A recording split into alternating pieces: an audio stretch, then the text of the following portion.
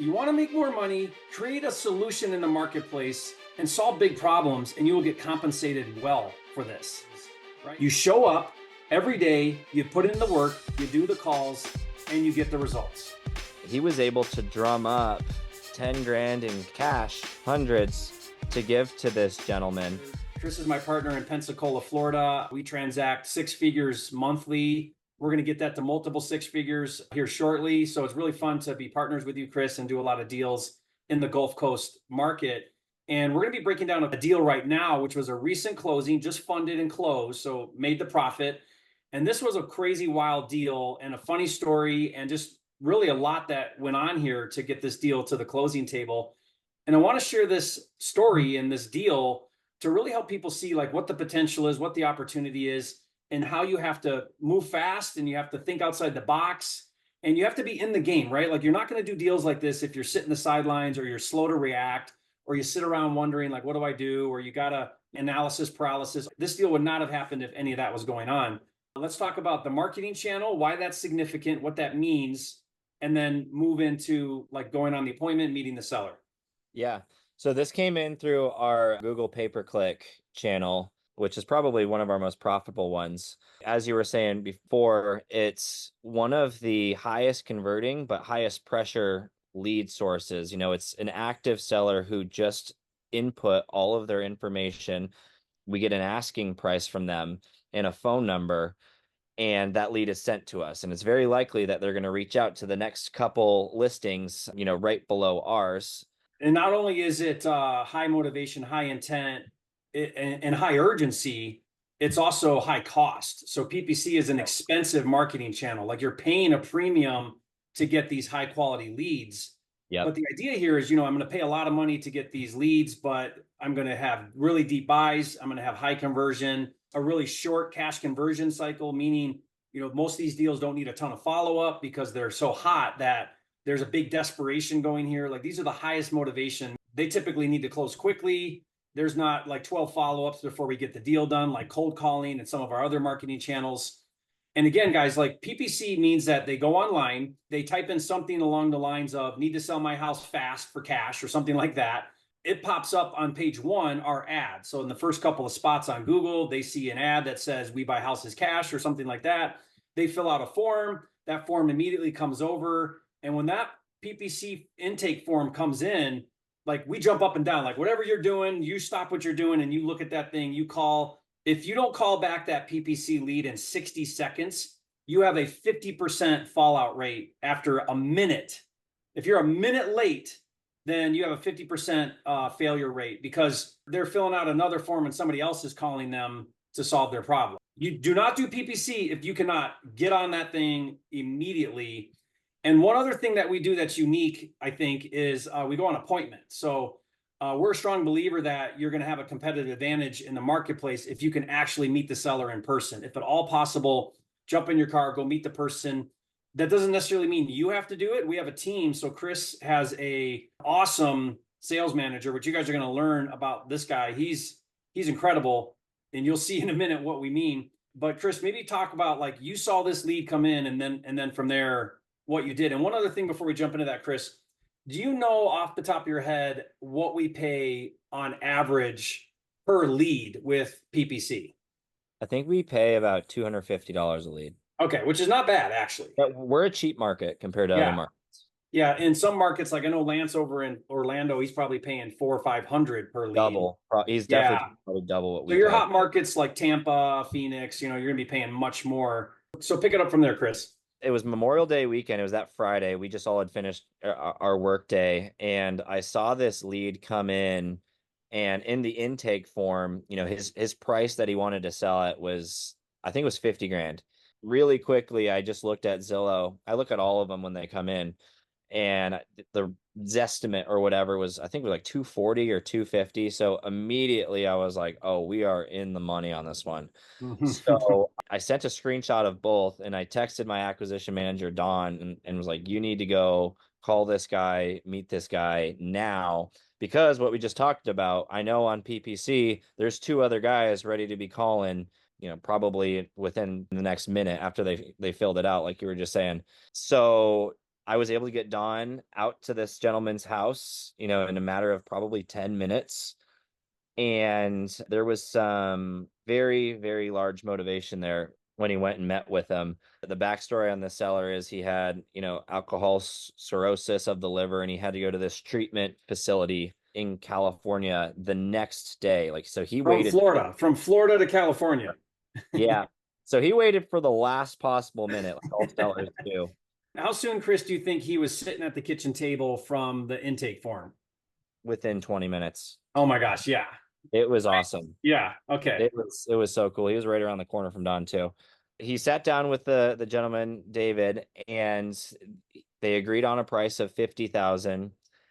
But how sellers are, sometimes they don't understand the process. He thought we had, 50 grand in hundreds in the back of our car, which In a we brown don't. paper bag. Yeah. We had to let him know that, hey, we had to do a title search to close on this thing, and that just was not a time frame that would work for this guy. At this point, 50K, like you're not trying to beat him up anymore. Like done. 50K is what Oh, you want. We'll do 50K. Like it's already a whole yeah. deal. 100% at that price. I was like, we're good. But my incredible acquisition manager, Don, he was able to drum up 10 grand in cash, hundreds, to give to this gentleman. In $100 bills. Yes. He left the appointment, went and on Yeah. his phone, he goes and gets 10 grand in cash on a Mhm. Friday and then comes back. Also, remember, this is like 6:30, 7 o'clock Yeah. now on Memorial Day weekend. So it wasn't the bank. No, he was hustling. And so he finds this cash, and we sign a contract with this guy. We actually got He the robbed a price. gas station. We don't really know. We didn't We ask. don't ask questions. Yeah, Yeah, we we don't don't ask questions. Yeah, we didn't ask questions. He actually got the price reduced to 30K on the purchase since we were doing this advance. And we signed an unsecured promissory note for the difference of the $20,000. And he signs the property on a quick claim deed over to Jerry and myself. So we own the house now. No title search. We just owned it. And by the way, he did not ask me or Chris about any of this. He just did this. he just sent it. He just did it. We found out afterwards that he did this. And it was amazing. I haven't seen that kind of ingenuity ever. So we own this property now, essentially, just on an IOU handshake, a promissory note. He was also able to find, you have to remember, you have to have a notary. He was able to find a notary and two witnesses. At this point, it's probably 9 p.m. on that Friday on Memorial Day weekend. When you told me about this, like after it all happened, I was like, okay, we did so many things wrong here. Like, what in the world did he do? First of all, you don't need a promissory note if you do a quick claim deed because we now own the property, and that was very not too smart on the seller side because actually we bought the property for 10 grand cash, like literally cash, because the quick claim deed, if you guys don't know, a quick claim deed is an as-is transfer.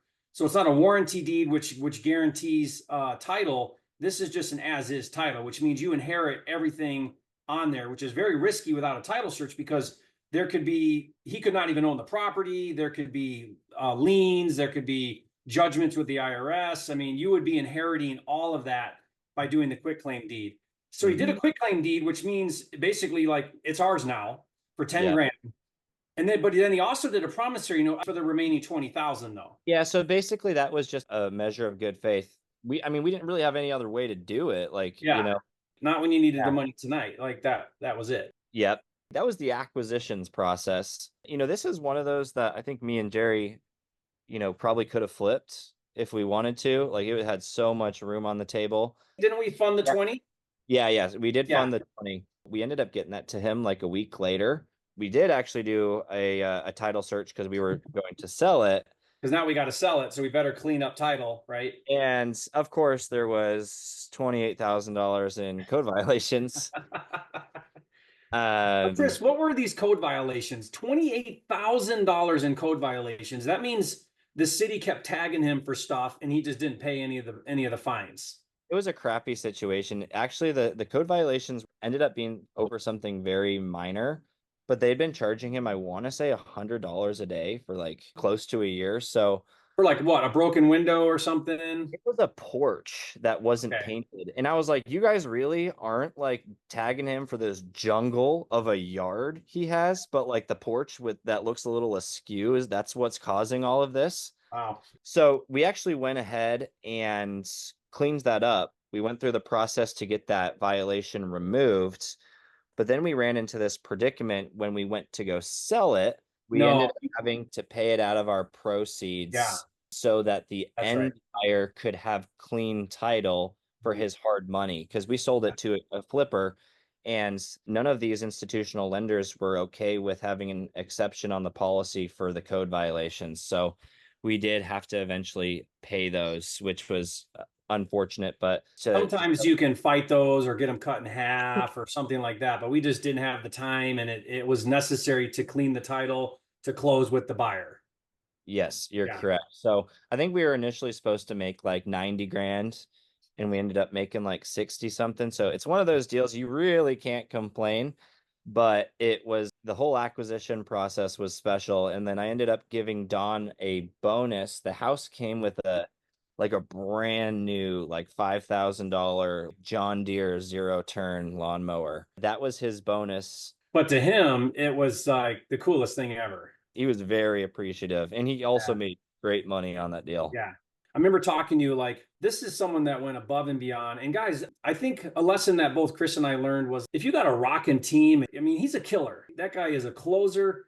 He's a killer. And you want a killer on your team. Like you want someone that's like, we're getting this deal done no matter what I got to do. I'm going to rob the 7-Eleven down the street so that I Yeah. can get the 10 grand, right? Like, I'm just kidding there. I don't think he robbed the 7-Eleven. But my point though is like, he's just an animal, and you can find guys like that. I mean, you could see in him that he loves sales, he loves doing this. And this was a situation where like we did our job. Our job is to solve problems. And this was a massive problem that had to be solved. And the bigger the problem you solve, the more you get compensated. That's how it works. You know, you want to make more money, solve more problems or bigger problems. That's how it works. You want to make more money, create a solution in the marketplace and solve big problems, and you will get compensated well for this. That's exactly what Don did. And he didn't just go get the 10 grand. It's like, dude, if I'm going to run out and go get 10 grand and bring it back to you in a brown paper bag, we need a better deal. We need to be at 30, not 50. And so there we go. That's what happened. Now, good thing, right? Because there were almost $30,000 in code violations that we did not know about. So then on this one, Chris, why on our exit, what was the thought process behind finding that buyer versus maybe other ideas? Meaning we could have listed it, right? And we didn't. Yeah. So there's a couple things that I think we look at every month, like financially, where are we at that month? Do we need this money this month to roll money into marketing next month? The other thing was though too is we weren't sure about those code violations and kind of what that process looked like. So we wanted to go with somebody who could close quick, they're reliable, they're a buyer that we've worked with in the past and could work with us through that scenario. So I think those were the two things that were at least going through my head. Yes, I probably could have extracted more money, but then in turn, what I used some of that money for was PPL for this month. And we just closed a $55,000 deal today from the money from that deal. It's kind of like an infinite return type thing. Yeah, and that's a good point. Like one thing that we do, guys, because I talk quite a bit about, taking down deals and how that can be a better solution is nothing we do is hard and fast, right? Everything is situational. And so what we do is we take every lead, every deal, and we look at it and we say, okay, what's the best exit? What's the best solution given where we're at right now, given other options, other opportunities, time, energy, and effort versus plan A versus plan B. And there is no right or wrong answer. It's all situational. What we do in every case is we always see what we can dispo something for. And I think that's important for everybody listening because if we can, now, depending on the market you're in, you may not be able to with licensing and some of this regulation, but if you're in a market that you're able to do an assignment, whether you have a license or you just are allowed to that way, we always look at every deal and we say, well, what's the fast cash method, meaning an assignment? What does that look like? And we'll dispo hard. We look at like, okay, well, what's the dispo number with a traditional assignment? Now we know that number. We know what the market's willing to pay. We're going to put a good effort into that. And then we're going to decide, hey, do we think we could get more if we just take it down, put it on the MLS and wholesale it? Should we rehab it? Should we this? Should we that? Like, what are all of our options? And we compare everything. We look at the situation and then we make the best decision we can. And I think that's how a real transaction company should operate. You're not a one-trick pony. You don't have blinders on and you're only doing one method or one strategy. You're able to look at all kinds of things and then look at, okay, well, what's the best scenario for this situation?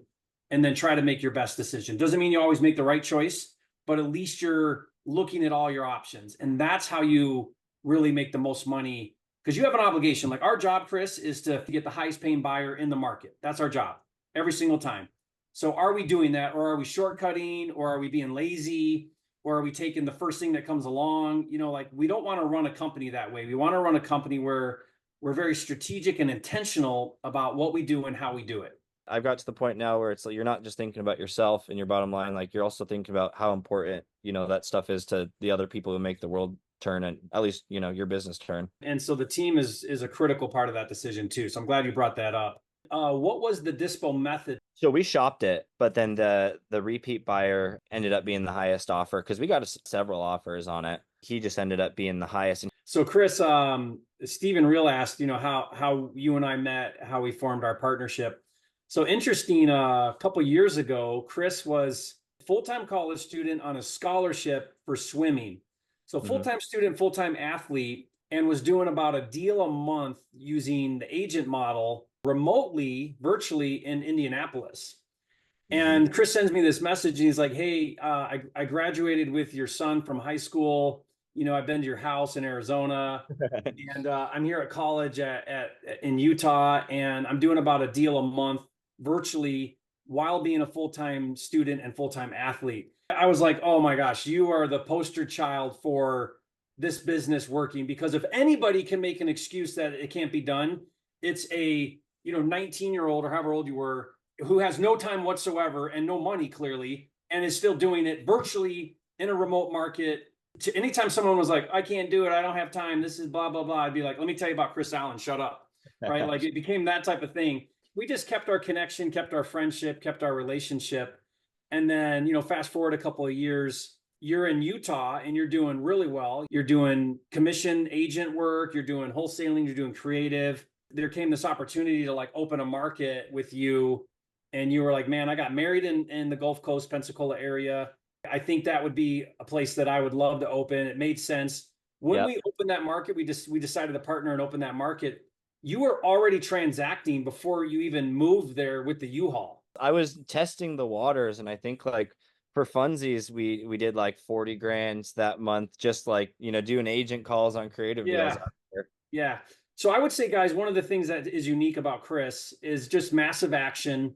I mean, it's all imperfect, but Chris does not let a lack of understanding or a lack of, Chris, one thing that you never do is you never let step 3 stop you from step 1.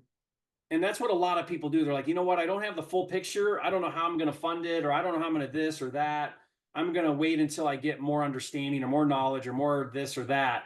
And you just plow forward without that. I think, to me, that's one of the great things about you is you show up every day, you put in the work, you do the calls, and you get the results.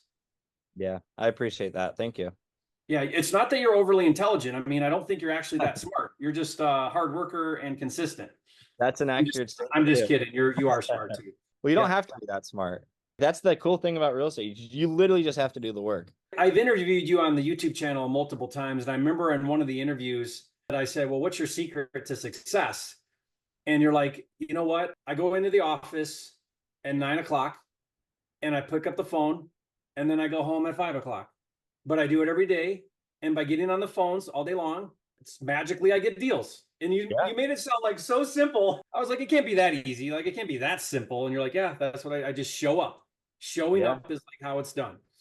Just conversations with sellers. Like I just tell my guys, it's 20 to 30 quality conversations, but you just do that every day. Because a lot of people do 100 or like 50 in one day, and then they're just so burnt out. They're like, all right, I'm good for the rest of the week. But if you just do it every day, like a palatable amount, you're gonna get deals.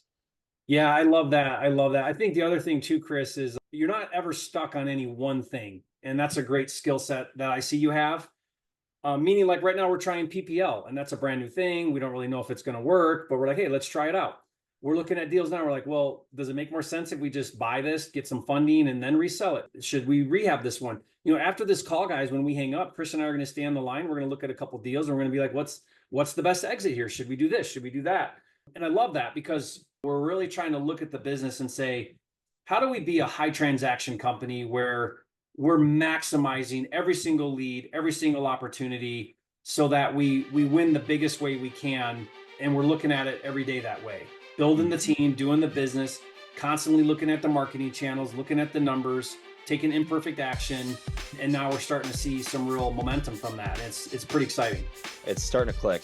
So Chris, you're a flipping genius. Guys, leave a comment and say, Chris, you're a flipping genius.